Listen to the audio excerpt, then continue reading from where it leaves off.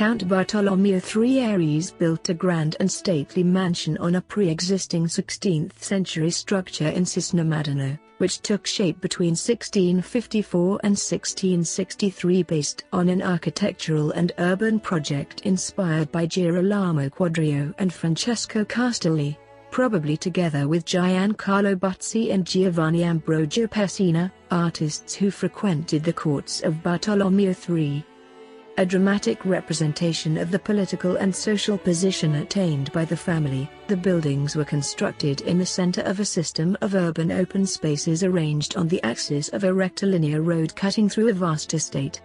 A cornerstone of a system of urban planning and some monumental portals are still present in the Exedra Square, a commemoration of the functions once assigned to it. This was conceived as a space between the world inside the palace and the working-class context of Cesano, with which Bartolomeo Arese always felt an urge to relate.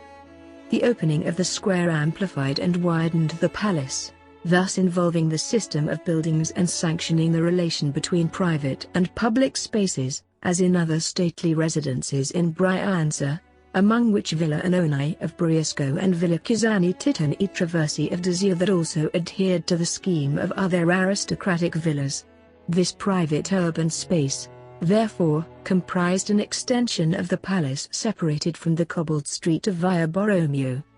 Moreover, Exedra Square is bounded on three sides by a continuous wall interrupted only by a momentous portal with pinnacle columns, that reinforces the perspective scenery of the axis leading to the rectilinear Corso Liberta.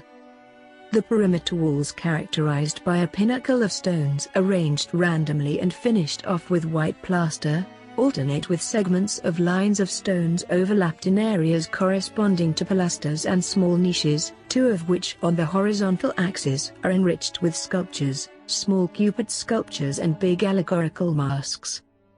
Exedra Square represents, therefore, a triumph of the Baroque in the Brianza territory, where banquets, shows and fairs were held in a contained urban setting which was part of the hospitality ritual of the Arese family and gave the idea of life in a villa in the 17th-18th centuries. Allegorical accents are not missing, there are clear references to abundance, good government and good management of waterways proposed in an almost cosmogonic vision. The fountains, which are no longer operating, in fact, present some small Cupid sculptures and figures related to Roman Greek mythology in the upper portion, which used to spurt water to simulate rain. Under them were big anthropomorphic masks symbolizing the rivers which, thanks to the effort of man, carry the water to the sea without causing damage. Finally, in the lower portion are decorations that depict the vastness of the sea represented by three joyfully darting fishes donated by the gods and which have reached the sea through the river.